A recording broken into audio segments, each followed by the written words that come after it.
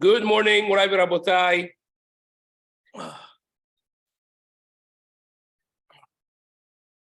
We are continuing on Masechet Berachot and the limud of Amud Yomi for Chodesh Adar has been sponsored by Shalom and Rabbi, sponsored also anonymously, has also been sponsored by David Shraga for health, hatzlacha, prosperity of all of their families, Be'ezrat Hashem.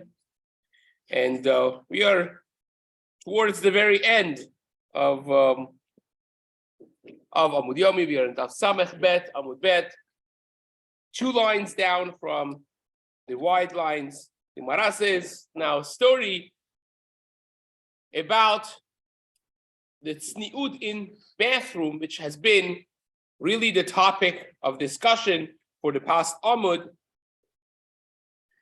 And the story of Shaul HaMelech, of course, is something that perhaps is the top story about this in Tanakh. As we mentioned yesterday, David HaMelech became the son-in-law of Shaul when he successfully eliminated Goliath, which also was something that happened b'mikre, so to speak. Nobody really knew that Shmuel HaNavi had anointed David as a king already. What happened was when Shaul failed in killing Amalek, Shmuel already told him that Hashem has regretted the fact of making you the king. Nihamti ki imlachti et Shaul. Hashem told Shmuel, I regret the fact of having appointed Shaul as a king. And then they met up the day after. He tried to tell him that he made a mistake. He tried to defend himself against this better judgment. And at the third attempt, basically, he agreed. Chatati, ki areti et ha'am. He says, I sinned. And now he wanted Shmuel to stay. He held his garment to hold him, and he ripped. And Shmuel turns around and says, Hashem ripped away the Mamlechut Israel, the kingdom of Israel, from you and gave it to your friend who is better than you. Did not tell him who. So Hashem tells Shaul, says, go to Bethlehem and go to Yishai Bet Alachmi, ki ra'iti bebanav li melech, because I saw one of his sons to be my next king. Right, back and forth, it's dangerous. Hashem says, take a korban, goes up there, tries the sons. He has 7 sons. And one by one, Hashem says, you like him, I hate him. Right? This one is a Baal Gava, this one. At the end, he says, have you got any other sons? He says, no. Oh, David. They didn't even consider David as he was the shepherd. And he had signs beforehand of beating a lion, beating a bear. He comes, and Hashem says, this is him. And then the brothers were fighting with the Philistines, with the Pelishtim, the army of Shaul, and that's the time that Goliath for 40 days and 40 nights was there, basically cursing the Jews, cursing Chas Shalom Hashem, and David HaMelech was there not even to fight. He was there to see the brothers, to bring some nash, some food for them, and he hears these things. He says, who lets this dog speak like this? Right? The Ruach of HaKadosh Baruch Hu was boiling inside of him, and he said, I'm going to go kill him. So the king said, whoever kills him will marry his daughter. That's how he married Michal, right? But soon after, Shaul suffers from depression, from other issues because of the fact that now he no longer had the Ruach HaKodesh of a king, and he turned against David, and for the next 6.5 years, it was disaster.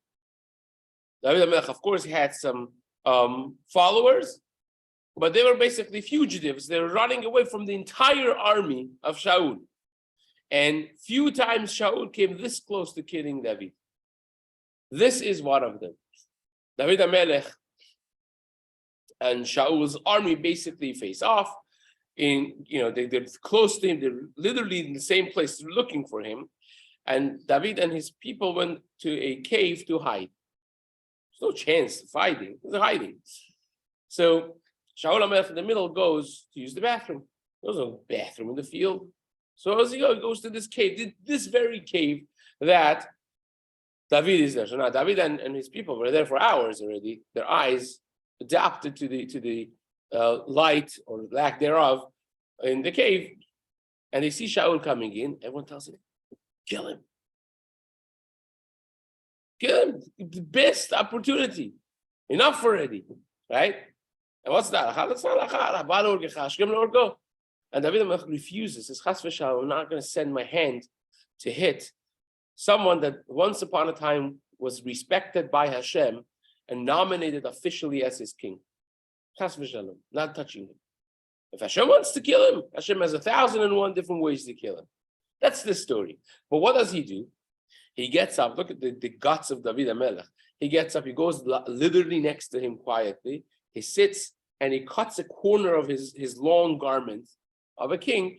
And when Shaul goes out, he goes on top of a hilltop and he speaks to him, says, look, I could have killed you, but I didn't, which is the pasuk that we're going to be discussing. So Gemara jumps into this middle of this story, quoting this pasuk and skipping the entire story behind it because all of you should know this story, right? But yeah, it says the Gemara, he's standing there with his garment, speaking directly to Shaul, and it says, and he said to kill you. Right, which doesn't make sense grammatically correct. It's not grammatically correct. I said, I said to kill you. I wanted to kill you. And he said to kill you. And she had rachmanut on you. This is very strange grammatically, right? None of it matches what you would expect the pasuk to say. Says the Gemara, he has to say, I said to kill you. I wanted to kill you. Just that I had compassion on you and didn't kill you. Not that she had compassion. So how do you read the pasuk? Says the Gemara, Amar, Rabbi Lazar, third line down. Amar lo David le Shaul. David HaMelech said to Shaul, Mina Torah ben arigata. He said, from the Torah, you are chayav to be killed. Why? Shehare rodef ata. Because you are a rodef, you're a pursuer. And the Torah says, if somebody is pursuing you, he wants to kill you, what do? You kill them first. You kill them first. Like the Yetzirah comes in the morning, one says snooze. Oh, you snooze the Yetzirah.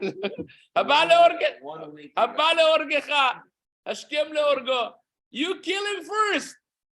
By the way, the Gemara even talks about, in this context, of Pinchas and Zimri.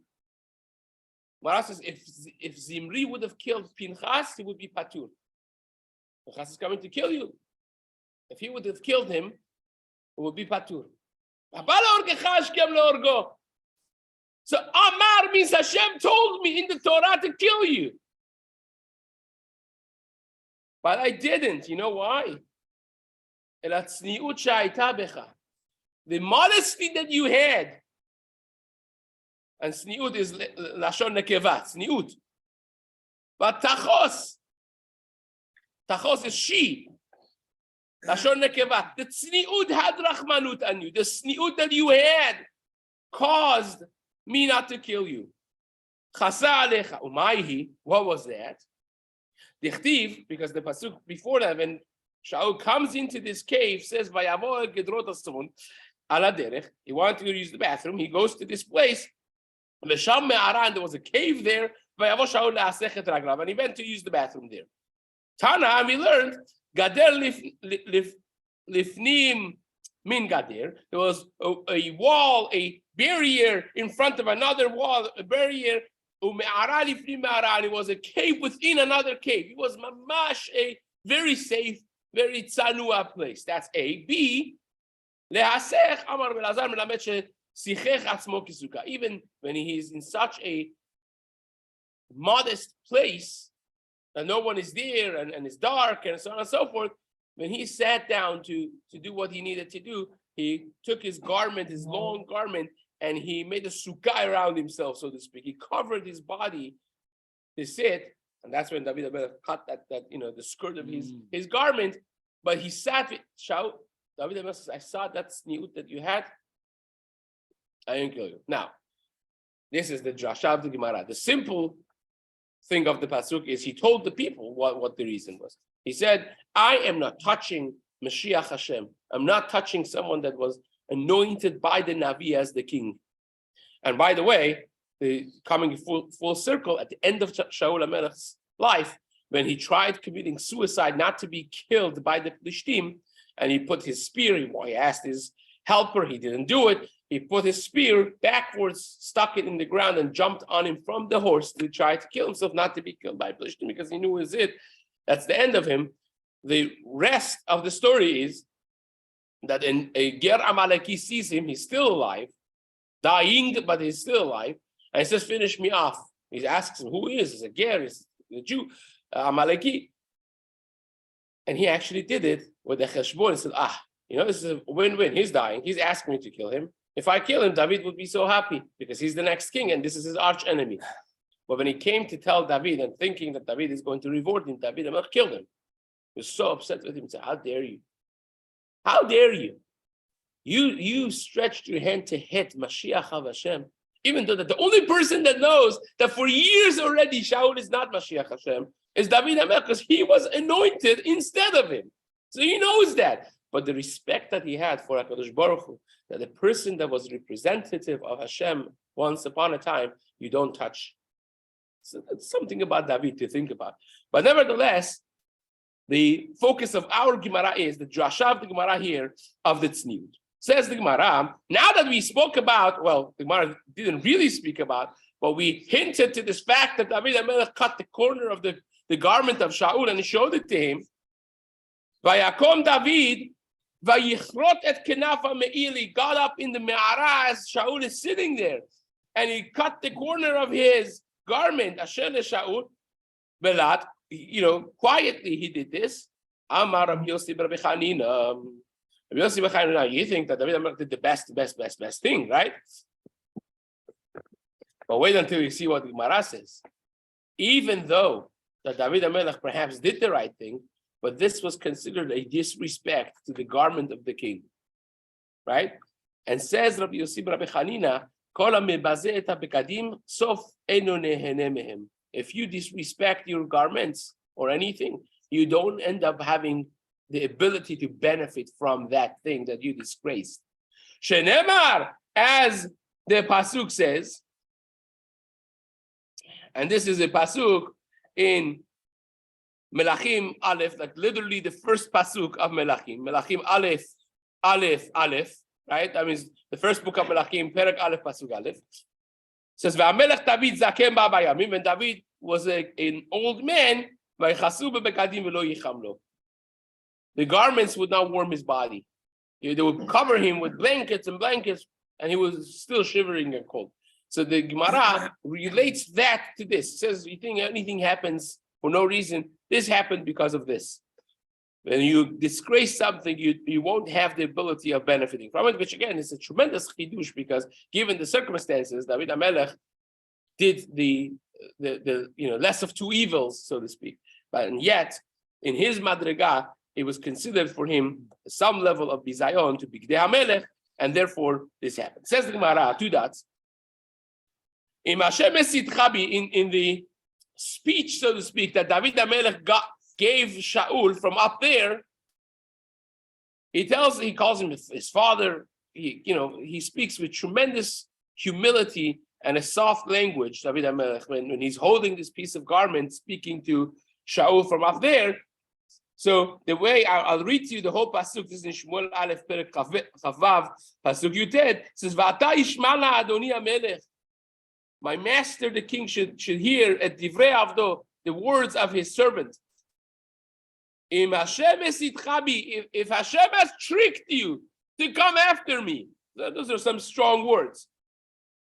Yarach mincha, should be a kapara with this mincha. So says the Gemara, this was an improper choice of words. Hashem has tricked you to come after me, right? Hesidcha, that means that he has had you after me, right? Not necessarily a trick, but that's the word. Says the Gemara. Maces, yeah. Like to push someone off towards something wrong, right? Mesitu Madiach is a person that convinces people to go do Avodah Zarah, right? So says the Gemara, Amar Belazar, Amar Lea Kadosh Baruch Hu le David. Hashem says to David, Mesit karitali, you call me a Mesitu Madiach?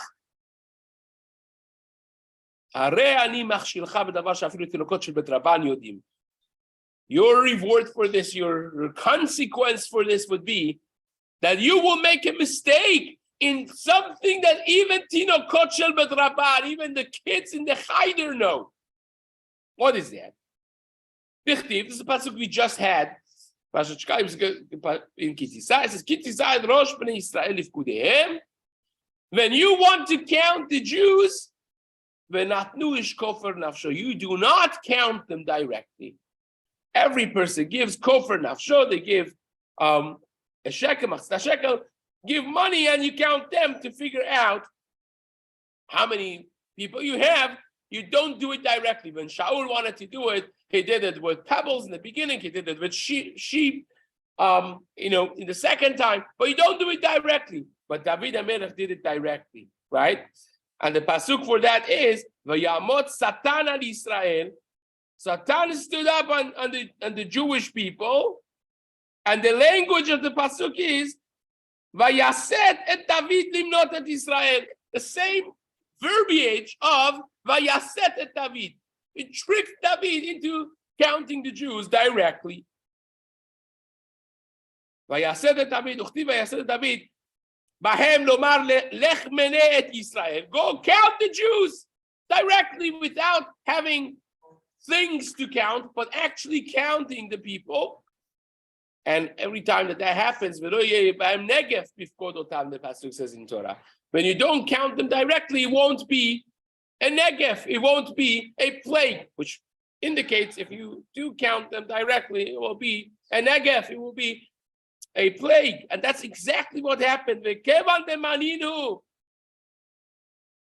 Lo shakal minayhu kofer. He counted them and he didn't get kofer from them. He didn't take something else to count them. And that created a dever, a plague. From the morning until et moed. Well, that doesn't help much, because when is et moed? All moed means time, right? It's set time, a certain specific time. That's what it means, right? Kiba moed. So what does et moed? My et moed is the Gemara. What is moed? Amar Shmuel Saba, Chataneh Rabbi Chanina, Mishemet Rabbi Chanina. So Mishat Shchitat Tamid, a very short window of time, from the time of Shchitat Korban Tamid Shel Shachar at Shat Zrikato, until the end of the Shat Zrika of Korban Tamid. Rabbi Yochanan said it was a little bit more. It was from the morning until Chatzot, right? Which is the time, even though that really is 4 hours, Ayin Marshat, not for now. But there was a window of few hours maximum. Now, a lot of people died, but look at what happened. Hashem tells the malach that was destroying, that was plaguing the nation, Rav, right? Which, again, the way we translated the pasuk says, "Vayishlach yado malach Yerushalayim neshachata." He sent his hand, the malach, to destroy Yerushalayim. Vayinachem Hashem el hara'ah, and Hashem, pulled it back. This plague. Vayomer lemalach, and he said to this malach hamashchit, Rav, enough. Ata heref yadecha. Loosen your hand. Umarach Hashem haya im goren ha'arvena hayevusi. So what happened? Amar Belazar, Amar le'akadosh baruch hu lemalach. You know what he said? Why you use the word Rav? So Hashem told this malach, Toli Rav shebaim. Take for me as kapara one of the greatest people, one person, sheyesh bo lifara mehem kama chovot, that taking him is considered a payment of many chovot, many debts. Met Avishai ben Sruya. And we know who died, one person, Avishai ben Sruya. And you know what Avishai ben Sruya was? Sheshakur kerubah shel Sanhedrin. He was, if you wanted to put a weight on him, he would weigh like the majority of Sanhedrin altogether combined. Avishai ben Sruya. By the way, who's Sruya? Who was Sruya? A general. Anyone else? It was a woman, right? Sruya is the mother of Avishai. Is the most mentioned name of a woman in Tanakh, right? You could test your family who are Tanakh champions with this, right? Yoav ben Sruya, Avishai ben Sruya, Asal ben Sruya, right? All the children were tremendous people, and Avishai ben Sruya was an unreal tzaddik, a tremendous personality, and he died. That was the kapara, which here you see. From here, the death of a tzaddik, sometimes the kapara. You see elsewhere in the Gemara that Hashem takes the tzaddik before a tzara comes to save him. So which one is it? That's the discussion within the Mefarshi. So says the Gemara, when he was destroying, Hashem saw and he pulled back, he regretted, he came down, so to speak. Myra, what did he see to pull back? Amarav Ra Yaakov Avinu. He saw Yaakov Avinu because the word of Ra'ah is mentioned by seeing is mentioned by Yaakov Avinu in the pasuk. Dichtiv Vayomer Yaakov Kasher Ra'am. That's Rav. Shmuel says no. Efrosh el Yitzchak Ra. He saw the ashes of Yitzchak Avinu, the Zchut of Akedah. Shenemar Elohim Yireh Lo Aseh. Right. That's the Akedah Yitzchak. He saw. Rabbi Yochanan Amar. Well, it's a drasha. All of them, the common denominator is the pasuk that uses the verbiage ra'ah when it doesn't really belong there. Hashem ra'ah. It says vayar Hashem. It doesn't say what. So it must be that there's something in the psukim that you could understand without the pasuk directly telling you which one. It says vayar Hashem, doesn't tell you what. And he pulled back. He wanted to kill them. He wanted to plague them. And he saw something and he stopped it. What? So the Amoraim find the most suitable, again, aside from the levels of it's very difficult to know how the drashot that the Tanaim and Amoraim gave, how they exactly operate. Something's very difficult to know. But this one, at least in the surface level, is anywhere else that the same verbiage is used when it doesn't really necessarily belong. So in one of them, he says, Behar Hashem Yeraeh. What do you mean Behar Hashem Yeraeh? Right? Or it says by Yitzchak Avinu, right? The same thing. By Yaakov, it says the same verbiage that it's not really, it does not necessarily really belong. It says, Elohim Yireh Lo Aseh. What do you mean Yireh Lo Aseh Leolam? Hashem will see that the say is there, right? That's so it's coming to compare. They would understand. Rabbi Yitzchak Nafcha says Kesef Kippurim Ra. He saw Kesef Kippurim that was meant to be as a kapara. Kesef Kippurim. Shenemar v'lakachta et Kesef Kippurim met bnei Yisrael. That's the kapara. Rabbi Yochanan Amar. Bet HaMikdash Ra. He saw the zchut of Bet HaMikdash. Dichtiv, because it says Behar Hashem Yeraeh, right? Which is read Yireh, Yireh. So, what does that mean? That's coming to compare this with that.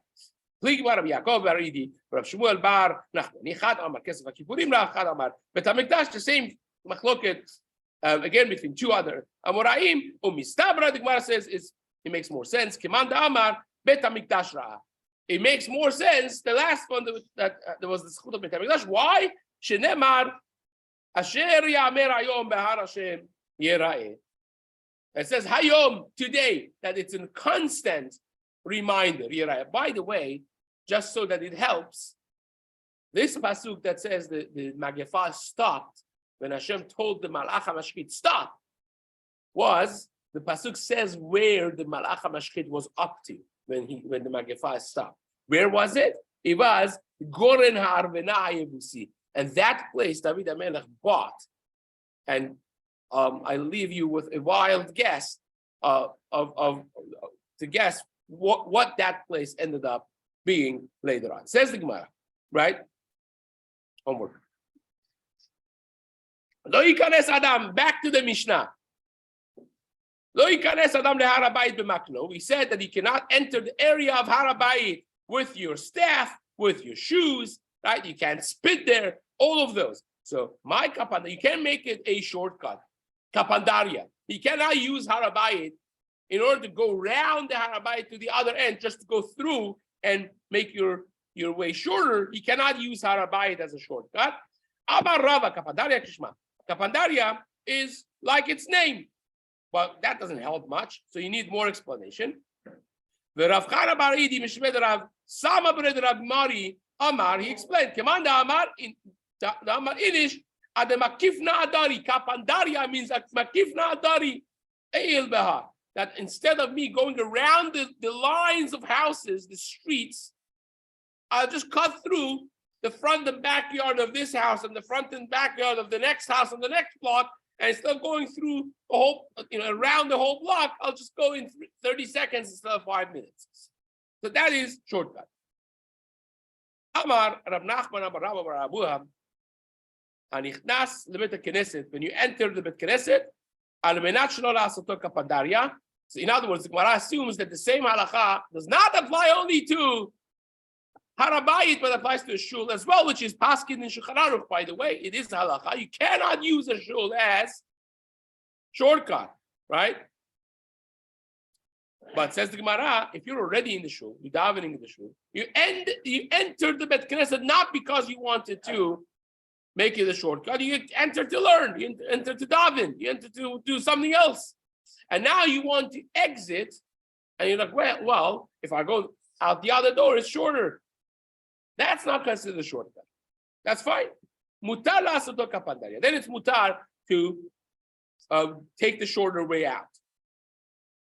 But you cannot enter the shul in order to make it a shortcut, because that's disrespectful to the shul. Rabbi Abahu Amar. So imagine here, if you would have in the back of the shul, if you would have a parking, which there is, don't use it necessarily, right? And it would be much shorter to go out the back door and going there. It would take 10 seconds versus going out the front, going to the end of the block, the width of the block, and back to the parking, which would take you probably 10 times longer.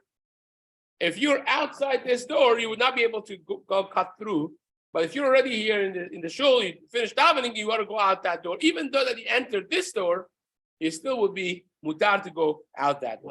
What if you use just like the shul parking lot as a shortcut? Is that asur? Questions for later. You have to finish this right now. There's a lot of details in Kapandaria. I just wanted to give one example because it is important to understand that this is actually a very applicable halacha nowadays. So at least, we set off an alarm, to ask questions. Since Gemara, it says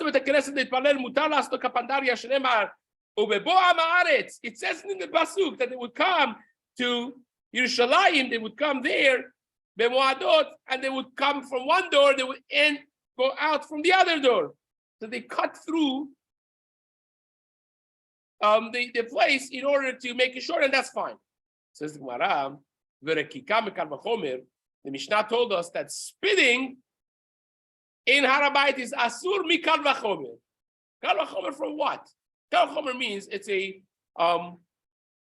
logical conclusion that if something else is asur, for sure this is asur.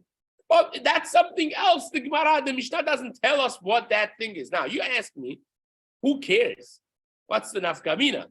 The nafkamina is if it's applicable in a shul nowadays. Why? You'll see in a moment. Amar Bibi Amar Rabbi Yeshua ben Levi, Kora rokek bar habayit bizman hazeh ki'ilu rokek bebat eno. if you even bisman hazeh spit in Har HaBayit, is like chas v'shalom spitting in the face in the eye of HaKadosh Baruch Hu. It's respectful. Shenemar, because it says, Hashem says, my eyes will be in that place of the Mikdash all the time. Kol hayamim, regardless of the destruction of the Mikdash, the beautiful, beautiful essay, Shuvah from Obadia, about making Aliyah L'Regel even nowadays, of the Geonim that went up 3 times a year to the desolate scene of the Beit HaMikdash, even in the time of Galut, many people still go, and so on and so forth. So it says, my eyes, my heart will be there, says Hashem, Kol hayamim, all the days. Amar Rabba, how about spitting in the Bet Knesset? Rabba said, is mutar sharia. Why?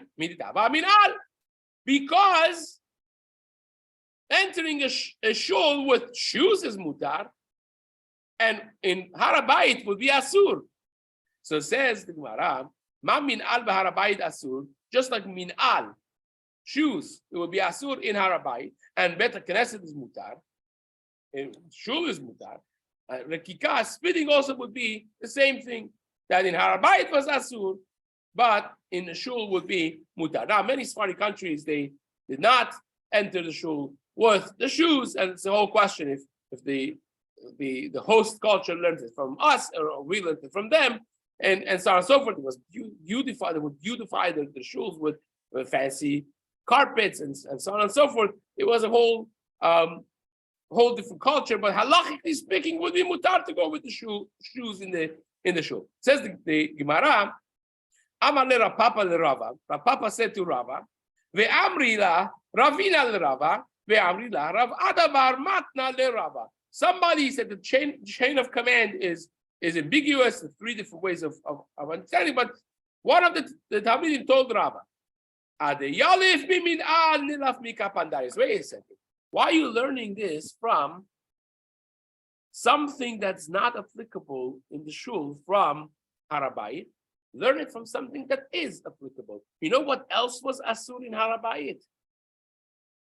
Kapandaria, making the Har HaBayit a shortcut. And guess what that is in the shul?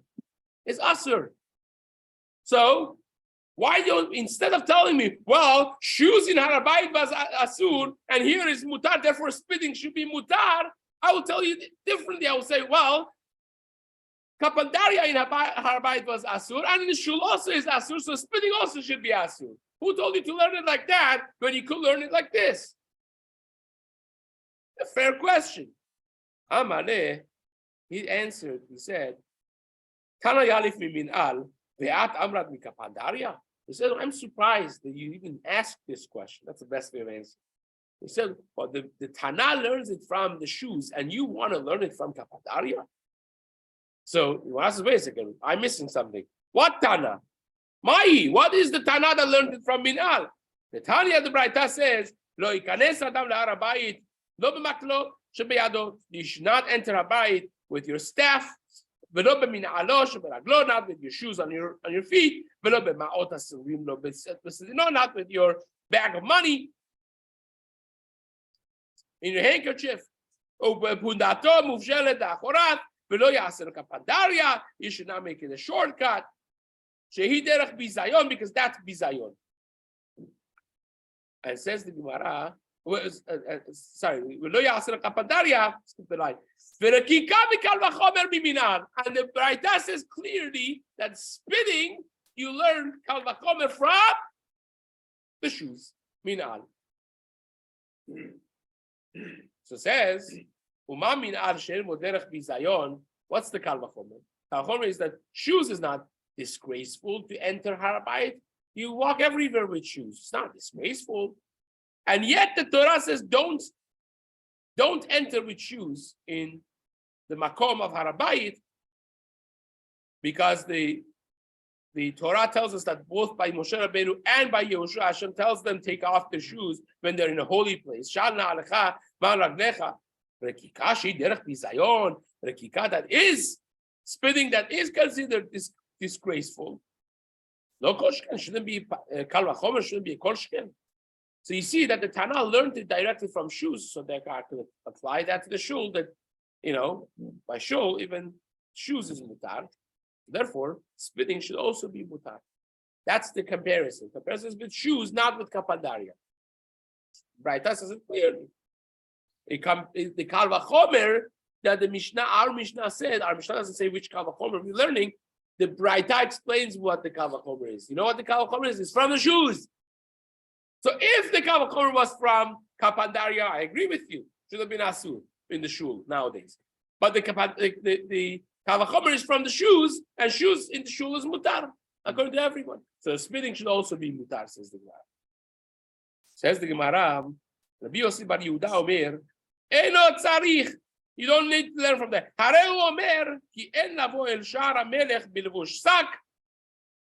It says in Yana de Yoma, Mamash, by Purim, by Mordechai Tzaddik, when he heard about the decree of Haman and Achashverosh, Lashmid La'arog V'labed Kol HaYehudim, Tafen Hashim Yom Echad, he wore sackcloth on himself, but he didn't come. He came at Shar HaMelech, but he didn't enter Shar HaMelech.